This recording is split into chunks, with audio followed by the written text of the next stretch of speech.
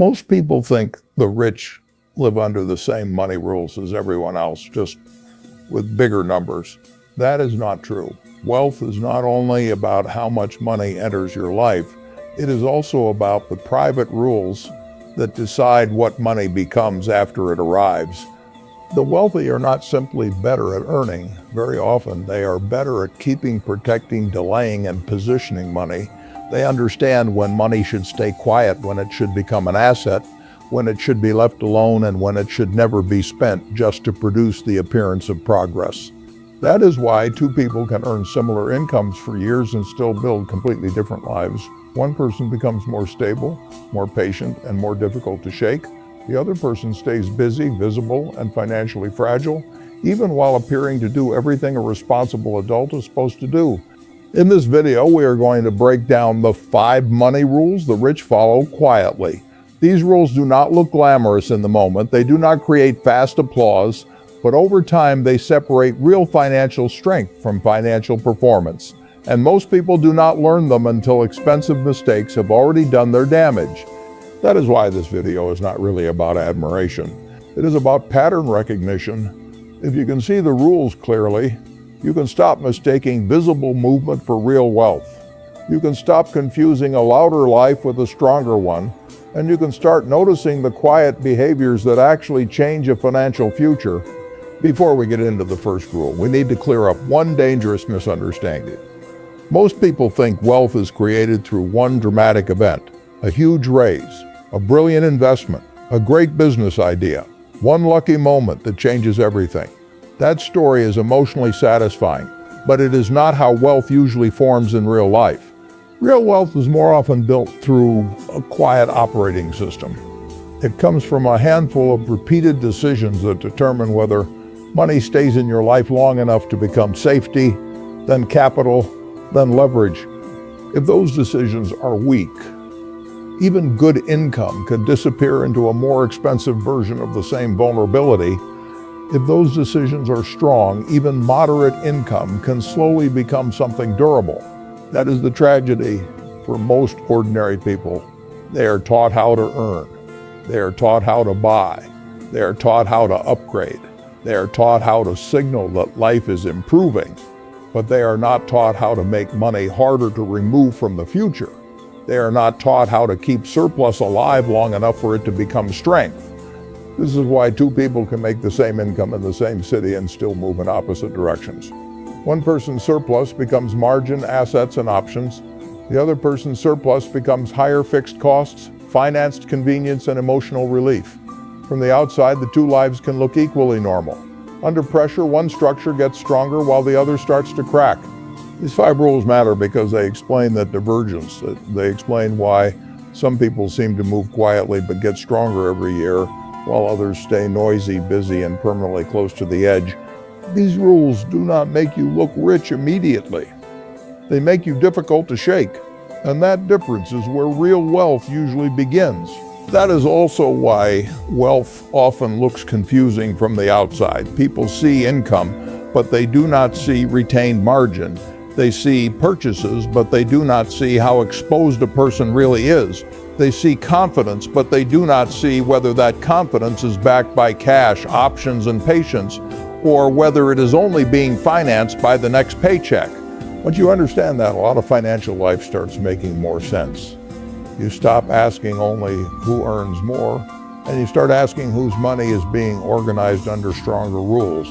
Because over long periods of time, rules beat intentions, rules beat motivation. Rules even beat talent more often than people want to admit. The first rule is simple, but most people violate it constantly. Keep more than you display. In other words, do not let your visible lifestyle grow faster than your invisible strength. Ordinary people are pushed to prove progress almost as soon as money arrives. A little more income appears, and the pressure to show a better life quickly follows. Sometimes that means upgrading the apartment. Sometimes it means loosening everyday spending. Sometimes it means replacing things that were still working, simply because your outer life now feels like it should match your inner effort. On the surface, that feels normal. In fact, it often feels compulsory. Modern life rewards visible performance and quietly punishes modesty. If your income rises and your outer life does not change much, people begin to wonder what happened. Sometimes you begin to wonder too. You start feeling that new money must be translated into a new image, or else it does not count as progress. The wealthy often think in the opposite direction. They ask a quieter question. What can I keep? What can I protect? What can I leave untouched long enough to become real strength? They understand that displayed money disappears quickly, while retained money changes your options. It becomes patience. It becomes a buffer. It becomes negotiating power. It becomes the ability to survive a bad season without instantly collapsing into fear. That is why one of the most underrated signs of real wealth is restraint. Not because rich people never enjoy anything, but because they do not confuse visible comfort with financial progress.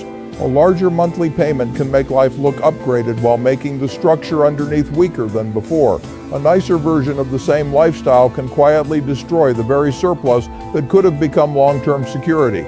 Real wealth is often invisible for longer than people expect. It looks like money that was not spent. It looks like a raise that did not immediately become a more expensive identity. It looks like someone who could upgrade faster than they do, but chooses not to because they understand what retained capital can become if it is left alone. Many people never realize how often they are spending to maintain a story rather than strengthen a future. They are not buying stability, they are buying confirmation. They are buying the emotional proof that their effort has finally become visible. But money that is constantly recruited to create appearances cannot stay in your life long enough to become protection. And this rule matters even more in a culture where almost everything is designed to be seen. Social media, consumer credit, lifestyle signaling, and status pressure all work together to make display feel rational. That is why keeping more than you display is not just a math rule, it is also a psychological rebellion. It requires you to accept that some of your strongest financial moves will not look impressive to people who only understand visible success. That is the cost of breaking rule number one. The more aggressively you display progress, the less quietly you retain power. The rich understand that the first job of money is not to impress the outside world. It is to make your inner financial life harder to break. Rule number two is this: buy assets, not relief. This one rule explains a huge amount of financial divergence because most people do not lose ground through one dramatic error. They lose ground through repeated purchases that feel emotionally justified but economically weak. Think about how ordinary money stress actually works. You work all week. By the end of it, you are mentally worn down. You feel under-rewarded, a little behind and tired of being careful. Then money comes in. In that state, what do you want most? Usually not leverage, usually not ownership, usually not something that pays you back 5 years from now. You want relief. You want something immediate that softens the pressure of the week you just survived. So the extra money becomes convenience, upgrades, subscriptions, better food, faster comfort, a more expensive weekend, or some purchase that feels small enough to excuse. None of that is evil. That is exactly what makes this rule hard. Most people are not foolish caricatures. They are exhausted human beings trying to buy a little breathing room inside a life that already feels tight. But economically, buying relief is very different from buying assets. Relief fades quickly. It gives you a feeling and then disappears. Assets remain, a cash buffer remains, a useful skill remains, a tool that increases earnings remains, ownership in something productive remains, money moved into a structure that can protect or multiply it remains. The rich think in terms of what stays. The average person is more often pushed into thinking in terms of what soothes. One mindset asks, what will this money become for me in 5 years? The other asks, what will make this week feel easier? If you repeat the second question often enough, your future gets quietly sold off in small pieces. This is why some financial decisions feel harmless but become expensive when repeated. One small act of relief is not the issue. The problem is when relief becomes the default destination of surplus, then every moment of stress recruits money away from assets and back into consumption. Over time, the person is not just spending cash, they are spending the chance for that cash to ever harden into structure. That is why so many financial lives never really move forward. Even when income improves, the new money arrives, but it is converted into better feelings instead of stronger positions. Then a year later, the person looks up and says, I make more than I used to, but I still do not feel secure. Of course not. Money that keeps becoming relief never gets the chance to become power. The rich quietly follow the opposite rule. They allow part of their money to remain boring. They allow part of it to stay uncomfortable. They do not demand that every dollar make them feel better immediately. They leave some of it in forms that do not soothe the present so it can strengthen the future. That is one of the deepest differences between average and wealthy behavior. The average person often wants money to reduce emotional pressure today. The wealthy person is more willing to let money serve a longer mission. They know that financial freedom is not bought only by income, it is bought by repeatedly refusing to turn every surplus dollar into a temporary emotional anesthetic. Rule number 3 is deeply Buffett-like in spirit. Protect the downside first. The rich understand something ordinary earners usually learn through pain. Progress that can be erased easily is not real progress. If one layoff, one medical bill, one sharp rent increase, or one broken transmission can wipe out months of discipline, then your financial life is still too fragile to support serious growth. You may be moving, but you are moving on a surface that keeps cracking under pressure. That is not compounding. That is repeated recovery. Average people are usually trained to think upside first. How can I make more? What opportunity looks exciting? What might go up? What can speed things up? The rich spend far more energy protecting against ugly outcomes. They build buffers. They reduce unnecessary fragility. They avoid structures where one bad month can force them into a chain reaction of terrible decisions. This does not feel glamorous, which is exactly why it gets underestimated. For someone living close to the edge, downside protection sounds boring compared with investing stories, side hustle fantasies, or high return narratives. But if your structure cannot survive interruption, then even good opportunities become dangerous. Panic destroys judgment. Desperation destroys patience. Fear shortens time horizons. That is why the first meaningful pile of cash matters so much. Not because it makes you look wealthy, but because it creates shock absorption. It lets you face reality without instantly falling into reactive debt. It changes the emotional texture of decision-making. You stop making every choice with a loaded gun pointed at your month. Once fear drops, patience improves. Once patience improves, decision quality improves. Once decision quality improves, stronger opportunities become easier to hold. That is why protection is not the opposite of growth. It is often the condition that makes growth possible in the first place. This is also why the rich are often more conservative in ways ordinary people misunderstand. They are not always being timid. They are preserving the structure that allows them to stay in the game. They know that one avoidable blow can set back not just money, but judgment, confidence, and time. Protecting the downside is a way of protecting momentum itself. The rich understand that the first rule of compounding is survival. You do not have to win dramatically at the beginning. You have to avoid being broken repeatedly. Protecting the downside is not fear. It is structural intelligence. And most people learn it only after life has already charged them tuition, the expensive way. The painful truth is that people usually become obsessed with downside protection only after they have lived through a season where everything felt too close to collapse. A missed payment, a broken car, a medical surprise, a few bad weeks at work. Those experiences teach the lesson very fast. But the rich try to learn the lesson before the impact, not after it.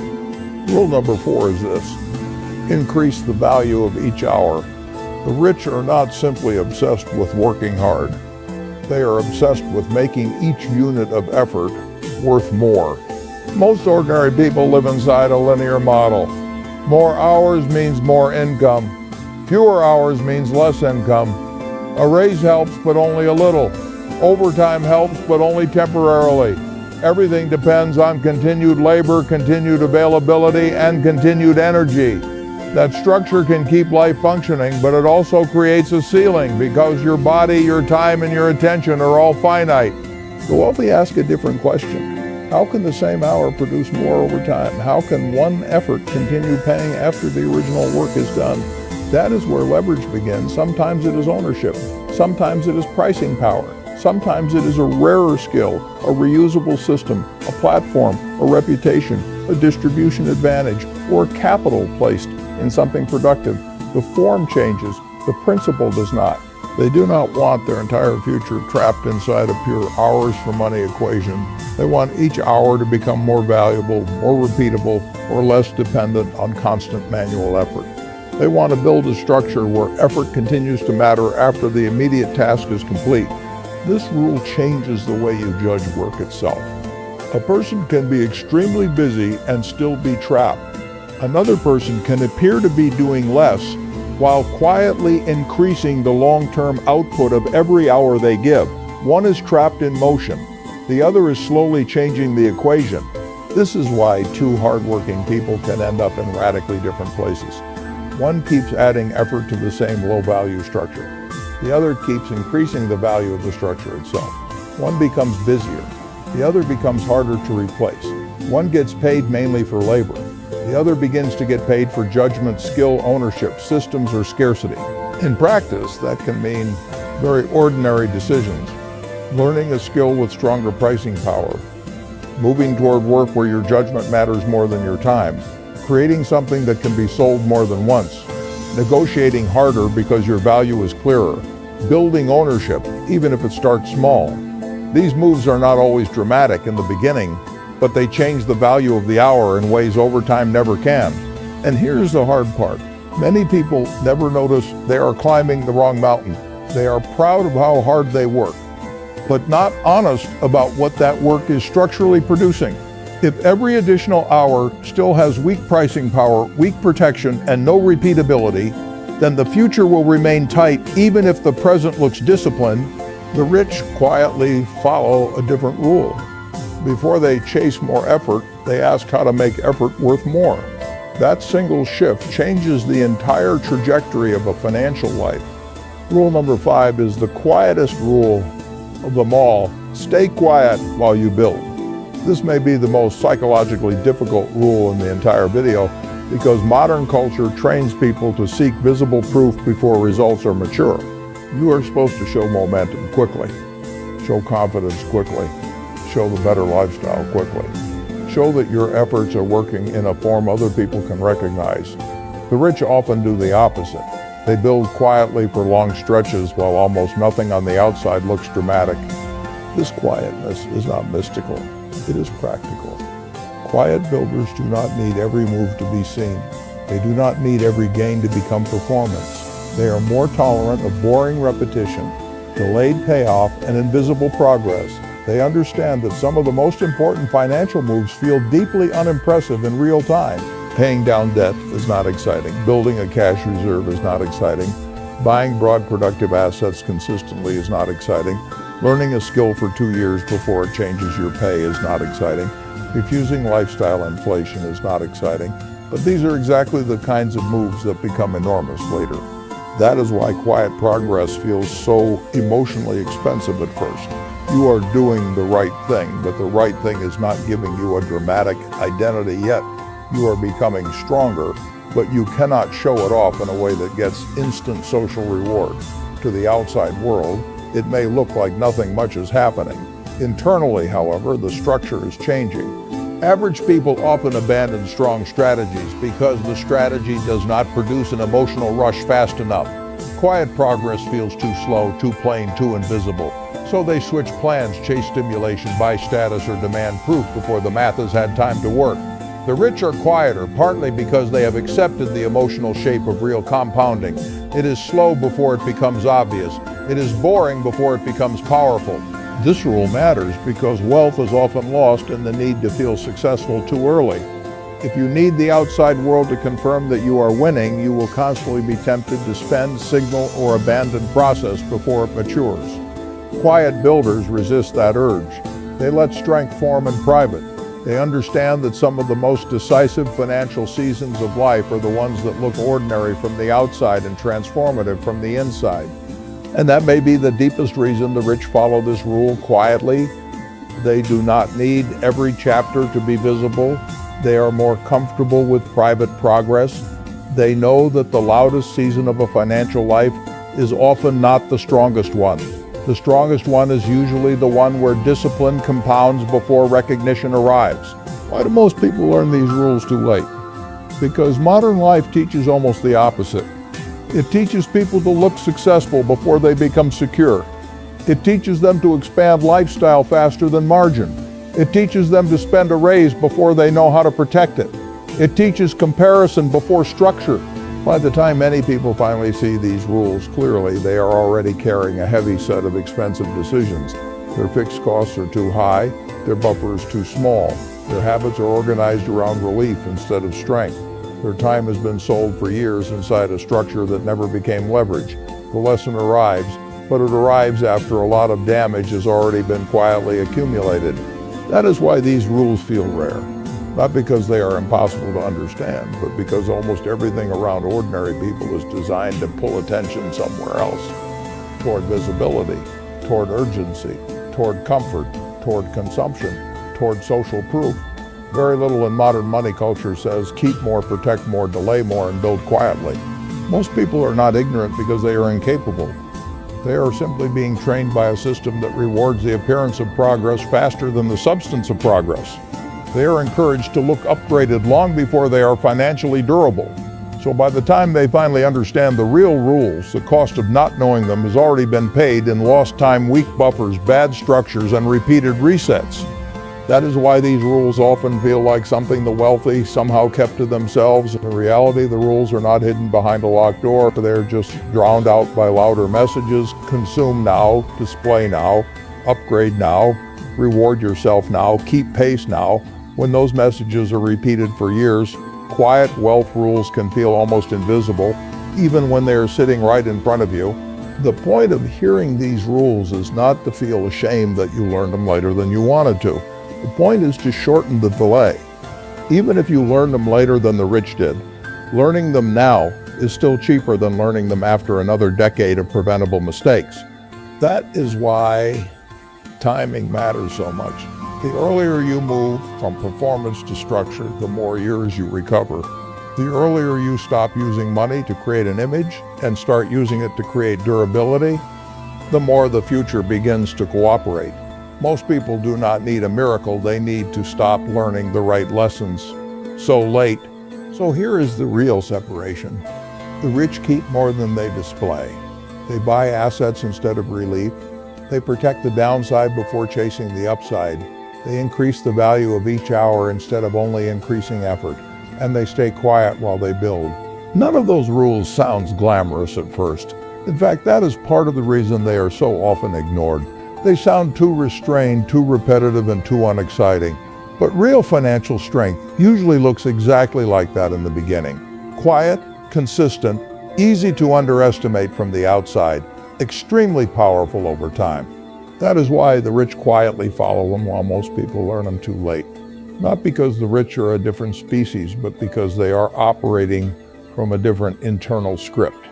That script changes what money becomes inside a life. It changes whether money turns into pressure or margin, noise or stability, appearance or leverage.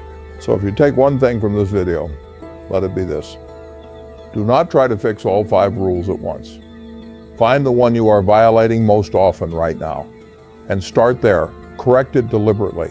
Stay with it long enough to feel the structure begin to change. Maybe the rule you break most often is display. Maybe it is relief. Maybe it is fragile downside exposure. Maybe your hours are still undervalued. Maybe you abandon quiet progress too early because you need proof too fast. Wherever the weakness is, that is where the repair should begin. Because wealth is rarely built by one dramatic move. More often it begins the moment you stop treating money like performance and start treating it like architecture. That is when the future stops looking decorative and starts becoming durable. And once that shift begins, money behaves differently inside your life. It stops disappearing into noise quite so easily. It starts creating room. It starts creating patience. It starts creating choices. That is why these quiet rules matter so much. They do not just change numbers. They change the structure of your future. That's all. Thanks for watching.